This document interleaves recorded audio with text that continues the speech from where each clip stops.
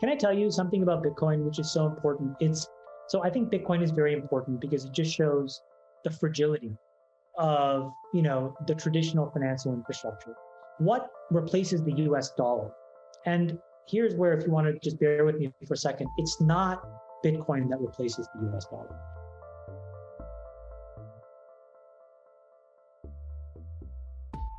On-ramps and off-ramps to trading, to asset management, to banking, to payments processing. There's a revolution happening. I am building a fairly sizable portfolio of what are called NFTs, non-fungible tokens, some digital art, some virtual trading cards.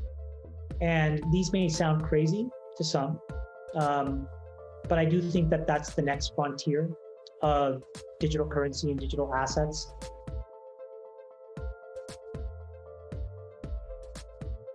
Can I tell you something about Bitcoin, which is so important?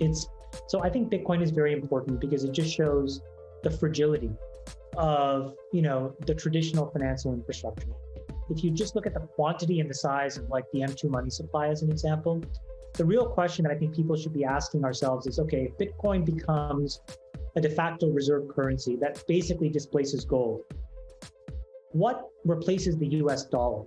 And here's where, if you want to just bear with me for a second, it's not Bitcoin that replaces the US dollar. It is a stable coin. And what does all of that mean? In less fancy language, there are companies around the world that are replacing one fixed US dollar with one digital token of a US dollar. And by simply making that small abstraction, they're able to completely build financial rails that didn't exist.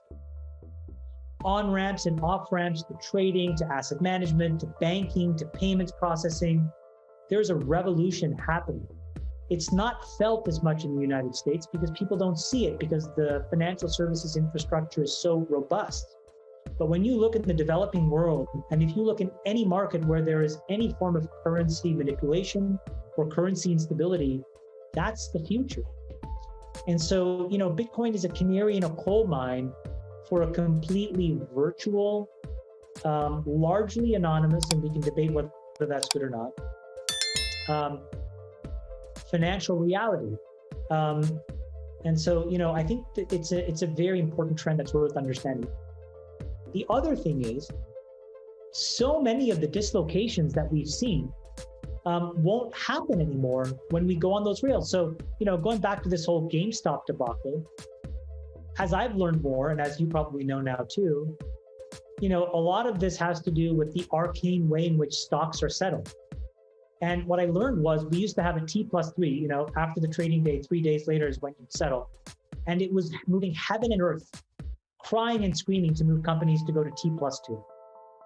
Well, if you're running a stable coin or smart contracts on top of Ethereum, all of this next generation infrastructure, this is T+2, right? You're settling things in a nanosecond. And that's really good for everybody. I am building a fairly sizable portfolio of what are called NFTs, non-fungible tokens, some digital art, some virtual trading cards. And these may sound crazy to some, but I do think that that's the next frontier of digital currency and digital assets. And so I have been building a portfolio.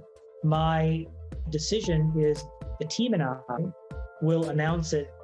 We will publicize everything we own, and we will make our holdings transparent so that folks can track along and see as we buy and sell things. So that's coming in a few months. I'm not really ready to show the details of exactly what we hold yet, but I'm really excited. Maybe in a few weeks actually, but I'm very excited. We're almost ready to tell the world. I think it took people, look, I bought Tesla in 2014 or 15. I was one of the largest owners of the convertible debt. I felt that was the best margin of safety way to bet on Tesla. It's turned out to be an enormous winner. And I really believe in what Elon is doing. I think he's the most important entrepreneur of our lifetime. It's taken people 15 years to embrace that they're going to be now a legitimate car company. But when I underwrote the investment, my bet was on something bigger. And I think that Elon is well past being a car company. And I think it'll take another 5 or 10 years for people to figure out what this next arc of innovation is. And what that is the deregulation of energy. If you look under the hood, utilities spend tens of billions of dollars, hundreds of billions of dollars a year all around the world on CapEx. They are completely regulated. They feel completely safe. They feel like they can issue debt ad nauseum. They can cause all kinds of damage to the environment or otherwise. Look at PG&E and still come away unscathed because they're protected. Except that something is happening that nobody forecasted, which is the complete bottoms-up disruption of energy. And that's the only way that this thing is going to get deregulated. It's not going to be by law or dictate. It's not going to be, a big monolithic competitor. It's going to be because every home installs hydro panels, solar panels, batteries, and then software that basically allows them to live off the grid. And then eventually pump their excess energy into battery solutions and other things that are controlled by cities and towns and governments, who then in turn will turn off their usage of peakers at a minimum. And then over time, will have very different characteristics of usage from traditional utilities. That is what Tesla is powering. That is what allows it to be a multi-trillion-dollar company. I think that companies like Facebook and Google will be subject to much stricter laws. Section 230 will change and recognize them as quasi-publishers. And I say quasi because this is where, again, laws and politicians' understanding of the economy is still too brittle. But if they can bring the right people to teach them what an algorithm is and what machine learning and what weights are and how these things operate, what they'll see is a mechanized publisher. And there should be rules for mechanized publishers that are different from being a dumb thing. So I think that that's going to happen. And then, for Microsoft, Apple, and Amazon, I don't think that much is going to happen. And the reason is because I think that those guys are generally on the right side of history. And they generally don't err towards the type of hot button issues that politicians care about. Like Facebook and Google threaten the institutionalized structures of power and influence that codify politics.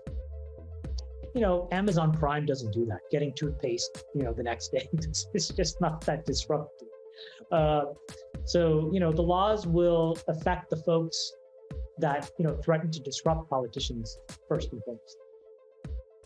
And you think politicians can meet that threat with regulation, as opposed to, in Facebook's case, forcing the company to divest of, say, Instagram or WhatsApp? Well, can they? I'm not sure that they can. Will they? Yes. And I think that, look, when you look at Mark's stated strategy, Zuck's stated strategy, if I had to, again, do a one-pager for that laboriously long thing that he wrote, it's basically what he said was, I am going to take all these products, I'm going to entangle them together so that institutionally this code base is monolithic. Now, this is an engineer speaking to me. Such that if any sort of, carve-outs or divestitures were to come to pass, it would take years for us to disentangle this mess, which are many more years where I can bet on the laws changing, the government changing, or their minds changing. So I think from a business strategy perspective, it was both obvious and brilliant. But I don't think it was seen for what it was by politicians.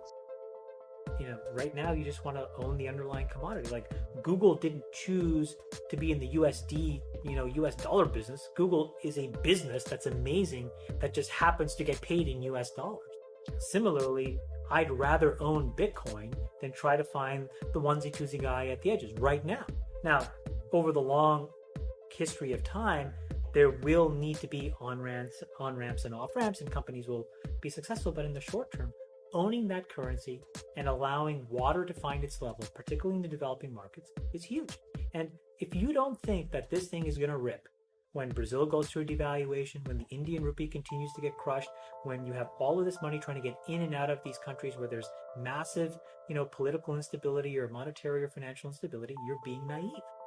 It doesn't matter what happens in the United States. It doesn't matter what happens in Japan. It doesn't matter what happens in the EU. It doesn't matter. It matters what happens in Argentina, in Venezuela, in Kenya, in Brazil, in India, in Russia, in China. And when you look at where all the activity is, it's in all of those markets. This will be born out of a people's desire to have unfettered access to capital. The definitions of social capital in society are changing. And I think the biggest business opportunities are driving change in those really big pillars that today define social capital. And I define those big pillars as healthcare, education, and financial services. Live as long as you can, have the skills to earn money, and then have access to money. Those are the three, in my opinion, new Maslow's hierarchy of needs that people give a shit about. And so finding ways of reconstructing any business in any of those three areas should be the primary focus of very capable people who are trying to both, move the world forward and make a ton of money. Simply put, those are trillion-dollar markets that are ripe to be disrupted. Within that, when I look at Bitcoin, it is one of the most interesting things happening in that financial services pillar that I've ever seen. And the reason I like it so much are two things. One is, it is for the first time, the cheapest and most frictionless payment rails we've ever seen. And so forget Bitcoin as an underlying currency. You don't have to care about whether it replaces fiat dollars or not. What you have to care about is that instead of paying 2.5% or 1.5%, I can basically pay virtually nothing to clear and basically process transactions and get money from one account to another account, right? From one address to another address, which is effectively what today's payment rails do for people. So what that allows you to do is much more profitably have businesses that can basically accept and take payments for anything, for any kind of good and service. And so as a result, more services will exist, and as a result, more interesting creative uses of those payment rails will happen. That's the most primary thing. But then the secondary thing, which is again going back to these trends, which I think is more societal in nature, is that you have an increasing level of mistrust around the monetary and fiscal policy from many governments, including the United States. And so when you think about things that could span anywhere from, at the simple end, devaluation, to all the way at the other end, asset seizures by federal institutions, and if you don't think those are happening today. We're going to go through a devaluation in Brazil. We're probably going through a devaluation in India. These are two of the most important economies in the world. Poland just seized half of the, sort of private pension assets. Poland, an EU country, right? So that they could basically lower their debt to GDP ratio so that they could borrow more money. And so if you're sitting in any of these countries, right, and you're thinking to yourself, wow, I've worked hard, I've played by the rules, I've saved money, I'm trying to do very simple things with it, buy a house, have a vacation, pay for a car, pay for my kids to go to school, pass that on, pay for my daughter's wedding. And now you have to deal with these people who frankly mismanaged, didn't know what they were doing, were put in a position of power simply because they were able to check a box and have a degree and convince somebody else that checked a box and had a degree that they were just as smart as them. All this shit flows downhill and then you pay the price. What would you do? And I look at Bitcoin and I say, my God, you can protect your assets. So at a very, very basic level, if there's any fiscal or monetary instability in a country, or you don't believe or trust what's happening, you should absolutely have a percent of your assets there. This is no different when the Nazis were killing Jews left, right, and center. They were able to basically transfer wealth into things like diamonds, and they were able to at least protect themselves somewhat. But even then, they were severely taken advantage of, right? But now you can take that to a much more structural, uniform scale applied to everybody, right? So if you're in Venezuela and you've been playing by the rules and now you don't like what's happening there, you can get your money or your assets into Bitcoin and shield it from a government you fundamentally don't trust. I mean, how is that a bad idea? This is genius, right? I mean, we're sitting around here right now, most of our assets in US dollars, hoping to God that someone between Larry Summers or Janet Yellen knows what the hell they're doing. Just so you guys know, we've been printing money out the yin-yang for about 8 or 9 years, and now we're hoping that once the printing press stops, that one of those two people can figure it out. And all I'm saying is, and I know Larry very well, and I think Larry is a genius, and I think Larry would do a fantastic job. Even Larry can only control it so much. And so I, frankly, have worked too hard for what I've earned. And I just want to protect it. And I want to be able to do whatever I want with it. I don't want to be told what others think. I just don't give a shit what others think. And so that's why I think Bitcoin is so amazing. So as a business service, it's genius. And then secondarily, sort of like as an instrument of protecting assets and asset value, I think that will start as a developing world phenomenon, and I think it'll spill over to the developed world. And so you're talking about a 20-year arc, but this thing is going to rip. It's just going to continue to go up and to the right forever.